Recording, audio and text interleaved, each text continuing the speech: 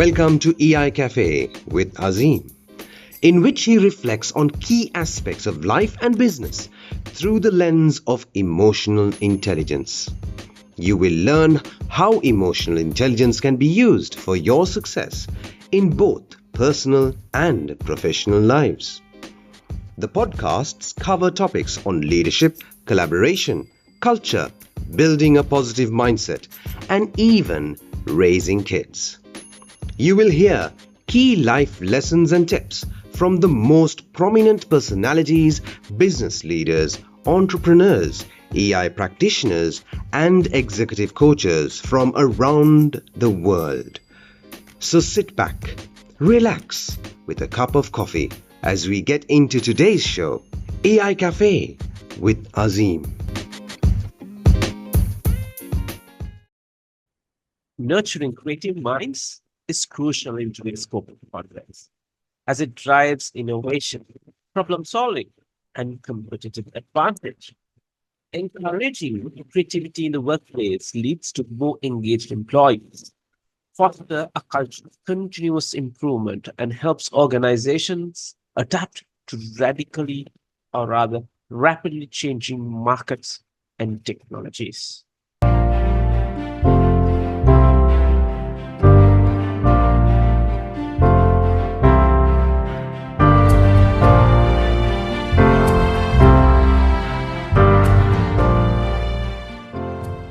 Greetings to you from Colombo, Sri Lanka. This is EI Cafe with Azim, Season 11, and I'm your host, M. Azim Sahir, a human capital specialist and legal series facilitator, ICF certified PCC level coach, and emotional intelligence and emotional cultural practitioner. I'm one of the lead facilitators at Newman Learning Solution. This weekly show helps you to explore the impact on emotional intelligence on our lives through engaging conversation with industry leaders, innovators, executive coaches, and thought leaders, as we aim to inspire and empower you. You heard the topic. We're going to talk about creative mind and how important to have this in a workplace context to have this conversation. I'm going to introduce my guest today. My guest is Dr. David Newman, is a creativity alchemist, thought partner, educator, facilitator, and trainer of facilitators in Lego Serious Play method. He teaches creative intelligence at the University of British Columbia in Vancouver and Solvay Business School in Vietnam, and is working on a couple of books, one on team creativity and another on neuroscience behind the effectiveness of Lego Serious Play and other experiential learning team development tools. Ladies and gentlemen, let me welcome Dr. David Newman, creativity alchemist, facilitator, trainer, business and organized creativity coach, and founder of Creatific Culture Lab.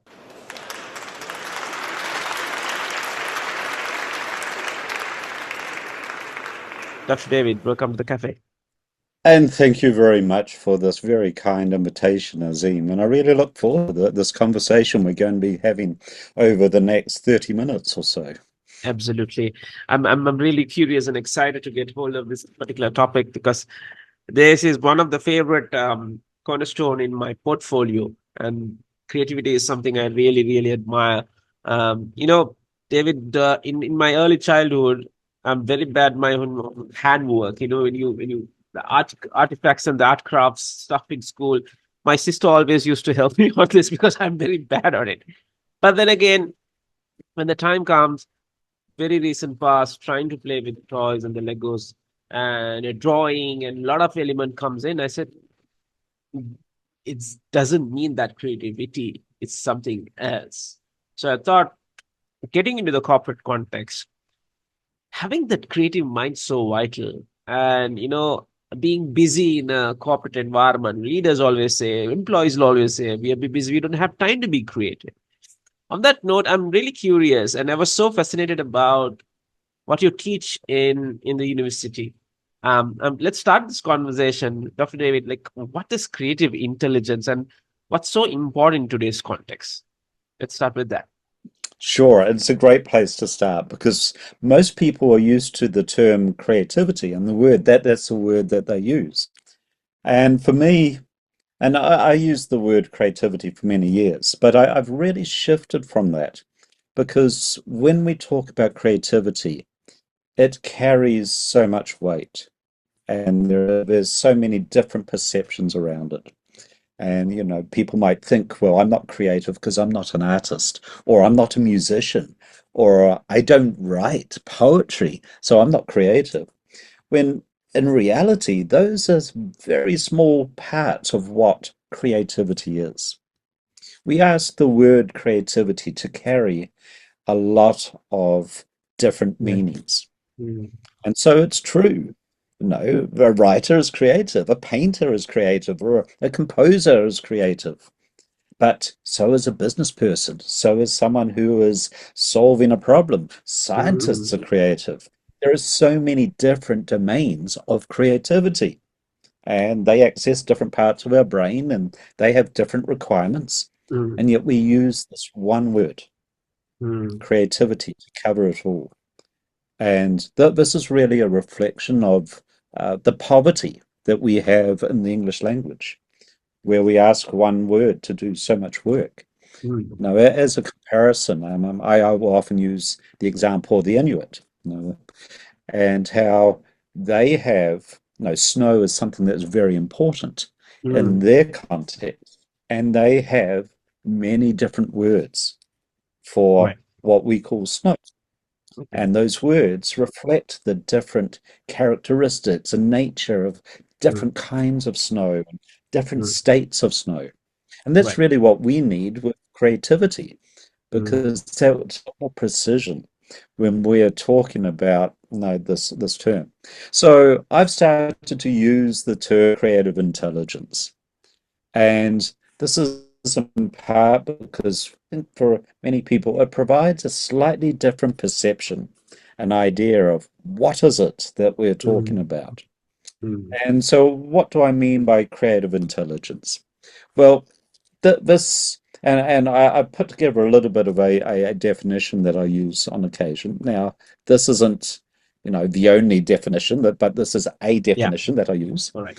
And it's basically to ideate productively with value through understanding the context, limitations, and desired outcome, applying the appropriate tools and Mm, processes, and creating a range of potential viable options. mm. Now, this definition can probably be Yeah. developed and Yeah. honed, but I think that gives you an idea of what I'm looking at. I'm Mm, really talking about in an inventive mm, approach rather than an expressive approach, because we often think of creativity as being something that is expressive, mm, but that's only one part of it. mm. And so I use the term now creative intelligence rather than creativity in a lot of what I'm doing to give a better idea that no, there is something real, something serious. This isn't just about painting or no, Yeah. which we're all that this is all very important as well, but this is a different mindset Mm, that you have towards creativity or mm. creative intelligence. Brilliant. I really love the part in your definition. You brought the context of value. Um, I think that's really, really important because people like, aren't you be creative? Why you can't be just creative? Come up with creative solutions, creative do that, creative do this. But in many instances, many people really lose that. Okay, what's the value behind it? Why I need to bring this whole piece of creativity? Because that's the piece it really picked me because if something value addition coming with that creativity, then and that's it, right? um, that's what everybody expect in an environment. Now, Dr. David, I'm really curious. I'm just trying to connect this particular piece, what you just said, into the corporate context. Now, what I really wanted to really understand, we do a lot in terms of creative, you know, creativity in terms of our, in your term, creative intelligence, so per se, right? Now, everybody's capacities are different.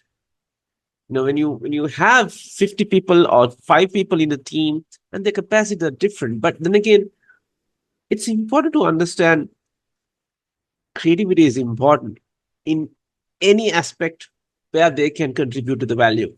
Now, my question is, how crucial is nurturing this such mindset in today's corporate context? Because we are talking age of artificial digitalization. That's becoming very normal now. But then again, as a human being, trying to keep up the game, how important in today's context to have this creative minds? What's your thought? Yeah, the current artificial intelligence, we're in a world that is rapidly changing. Artificial intelligence is um, developing at a rapid pace to a point where, we don't know if we're going to be able to control this, Yeah. in 2 or 3 years. And so what is it that we have that where we have an edge over artificial intelligence?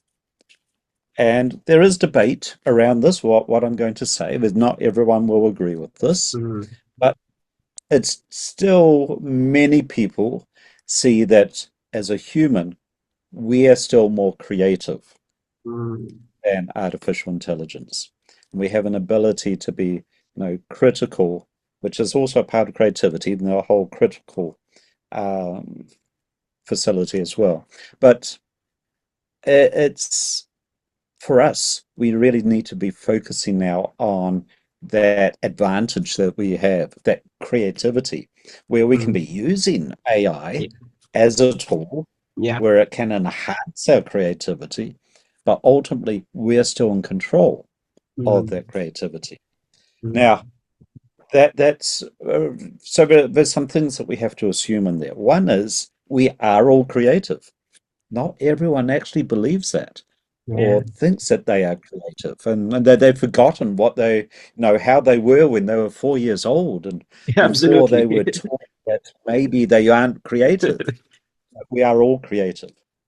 And so you talked about, needing to nurture that Mm, mindset in our, corporate environment.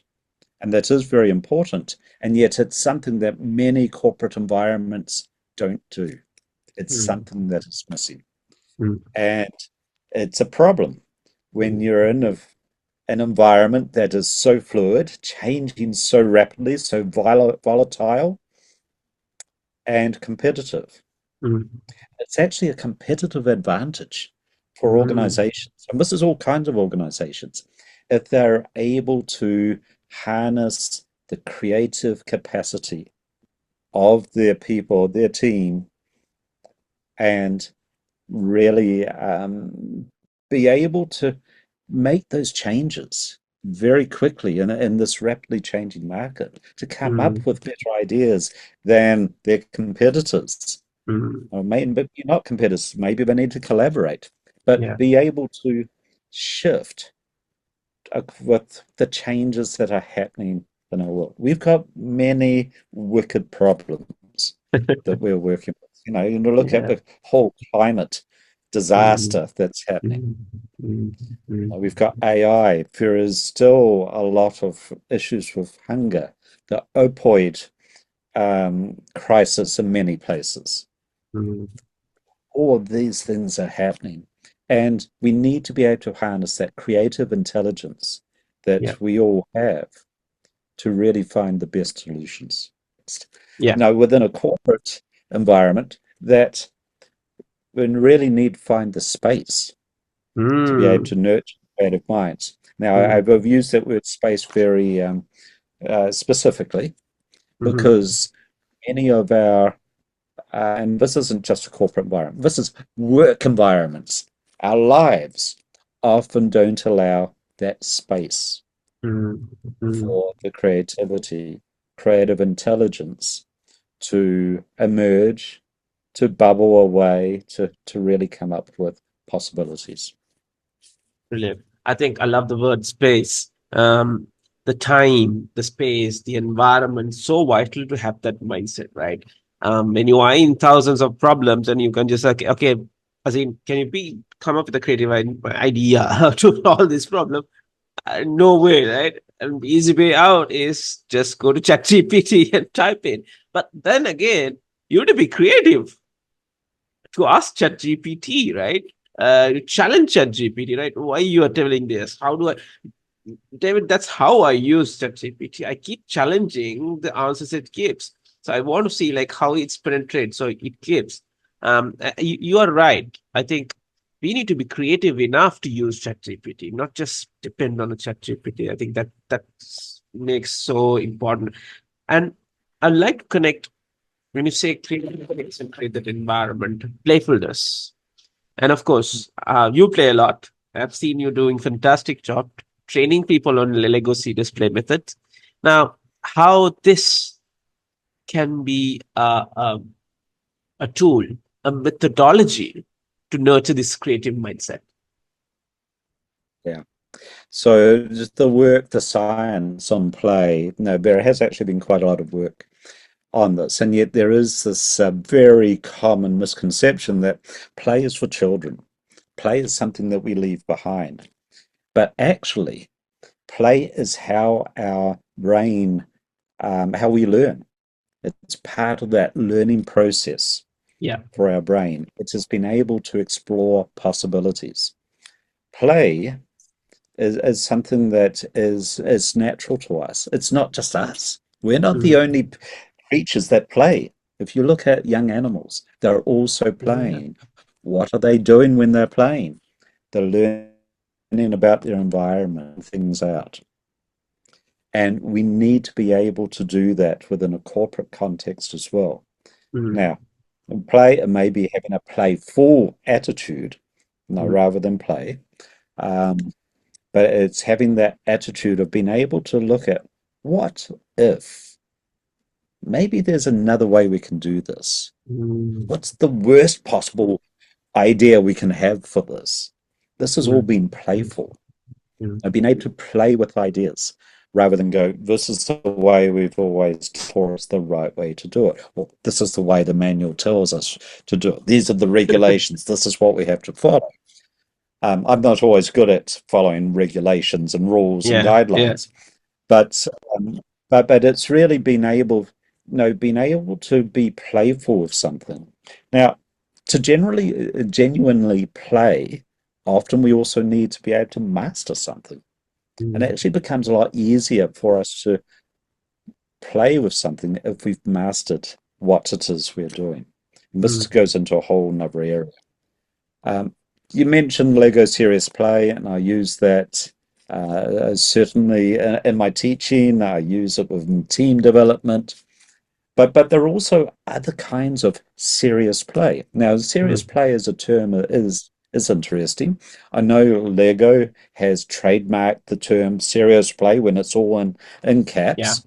I don't totally agree. No, the term's actually been a lot around longer than Lego's been using it. But it's serious play. It's a bit like creative intelligence. It's shifting that perception of the word play from something that, oh, that's what children do, to, Mm. well, maybe there is a deeper purpose behind it. And Mm. so there are other forms of serious play. If we think of the military, they play a lot. Mm. People going, what do you mean, military play? Well, they do war games. It's a serious Stimulation, form of play, but sort of stimulation. they're simulating different possibilities. Mm. What happens if? Now let's Mm. see if what happens if we do this. What will Mm. might happen? Mm. They're looking at Mm. possibilities. It's a Mm. form of serious play. It's an important part of what they do is mapping out those different possibilities. In my teaching, I've also have role playing. I've taught in the past a media history class. Mm. And as part of that, the students will take on roles of real people that existed in the 1930s in Canada and were part of a process in deciding what is the broadcasting system going to be in Canada, because there was a big problem with American radio broadcasting sort of overwhelming Canadian broadcasting. And so I Mm. had the students actually take on the roles and they do research. They're using archival records, they're Mm. using the real records, and they have to then come up with a case and an argument, and they debate the Mm. different options in terms of what kind of radio system. This is a form of play. It's Mm, also a very effective form of learning. The students come away from that having gained skills in research, archival research, being able to interpret mm, historic documents, and then being able to develop arguments, mm. understanding the different viewpoints, Yeah. and then having been able to debate these Mm, different viewpoints. So there's a mm. lot of learning that happens, but it's a form of play. How this play component can we really bring into a corporate environment? I Well, know we have seen organizations, large scale, having a ping pong table over there, we have a pool table there, we have some PS4, those are there. But then again, the pure play learning aspect, which can really harness that particular creative. What sort of strategies we can use? yeah. Yeah, so it's like the ping pong, foosball tables. Their role is to create a playful environment, somewhere where some people can relax and zone out for a bit, do something different, so have some fun. That's different from the serious play.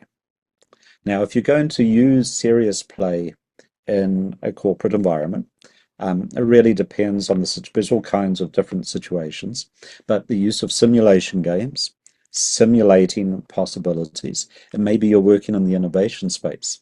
Mm, And so, as part of the prototyping, there's some mm, simulation that's going on. You build a very low fidelity prototype. You make something out of paper, mm, and you ask people, what do you think of this? mm, Or mm, you might have people role playing and just going through the process that may happen. Maybe it's a service design project, and you want to see what is the experience that a client or customer in this situation may mm, experience it. So you're walking through that experience. mm. It's a form of serious play. It's role playing, but it's one of those many different areas of play. There are other areas, there's no gamification. Now, I think Yeah. gamification is a little bit different. It Mhm. is working on, it's different from serious play, but it still has a serious purpose where it is um, basically providing a motivation, an Mm. incentive for people have certain behaviors, to do certain things, And and reward. activate certain psychomotor and cognitive area of the And it's brain. activating things in their brain that rewards them when they do it. Mm, mm, It's a mm, different kind of play, but it still has a serious purpose. mm, mm. So, David, quickly, because as we're coming to the end of the conversation, I'm curious. No, you touched about innovation, having that prototype coming in, and I'm really curious, like what sort of a strategies leaders and organizations can adopt to foster such innovation environment in the workplace. You can quickly touch on that. That's a big question. I'm And sorry, I'm asking on the I last. have a whole framework. I have a whole framework for that, which actually just for the listeners, Epic Summit in Santa Barbara in September, I'm actually running a workshop where I'm Mm, introducing my organizational creative intelligence framework. And that's where we'd be able to go into more depth on that. But it's really there are a number of factors that should be addressed within an organization. You want to look at the mindset of the people, and mm, there are certain things, part of that is, for them to have space to mm, just be able to mind wander mm, for where mm. they don't have to be working all the time. That's actually not productive. Right. They need to understand tools for ideation or Mm, creativity, or, mm. how can we come up with different possibilities? Yeah, They need to understand that creativity or ideation, there is a process involved. absolutely. This has been around for quite a while. It's been known for quite a while. The environment. The environment is important, and it's not just the physical environment. Physical environment can support innovation, but it's also a psychological Yeah, environment, psychological safety. Very, very important. If you absolutely. don't have psychological safety, you don't have the space for failure to try things out, to Mm, be playful. But also the cultural environment. mm, What is the culture of the organization?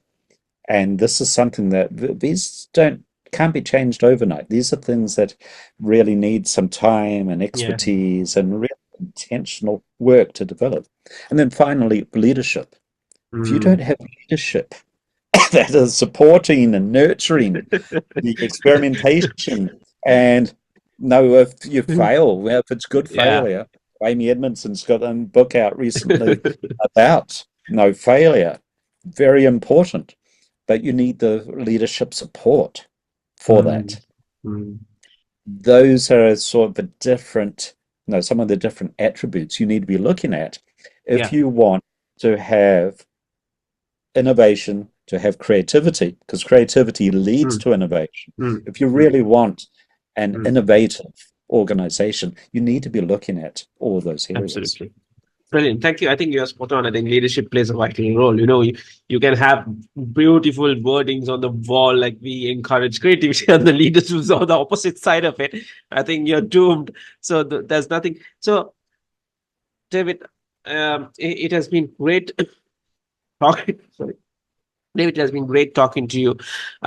Before I let you go, just curious. Two thing I need. One thing I just want to hear from you.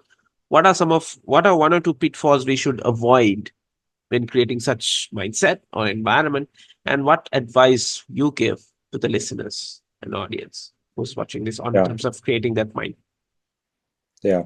Well, I think one of the pitfalls is not having the space, the time within an organization when you can just let your mind wander, when it's okay to go for a walk, where you aren't being held to account for those 2 or 3 hours.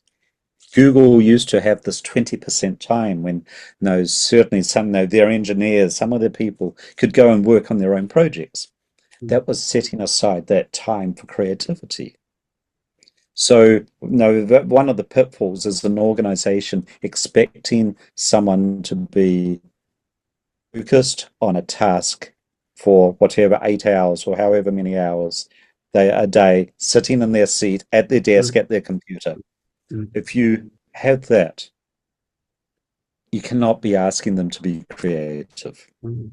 That's a really big pitfall. Another pitfall, there are others, but I'm going to just give one more. Yeah. I have already hinted, no, talked about it, is not having a place where failure is Mm. supported, Mm. where it's okay to try something out. And if it fails, and I'm assuming here it's not stupid failure, it's not failure because of negligence and stupidity, but it's failure because you're trying something new that may or may not work. Well, that's data, that's Mm. information, Mm. it's Mm. productive. Mm. But often there is a fear Mm. of failure. And our education system does nothing to support, Yeah. Yeah. this.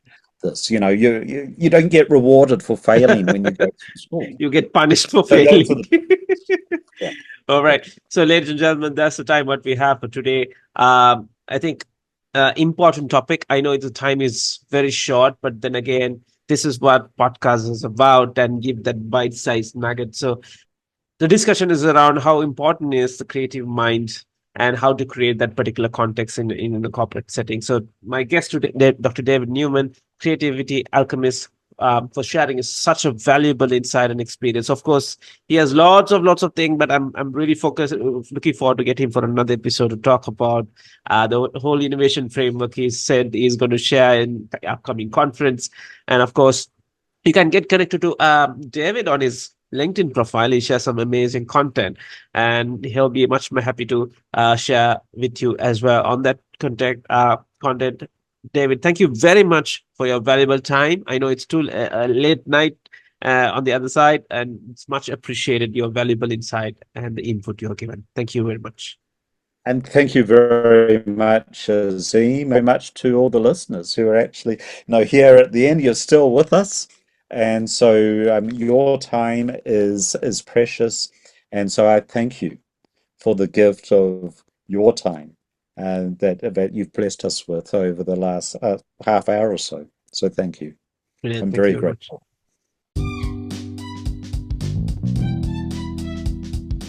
Thank you for joining yet another successful episode of EI Cafe with Azim.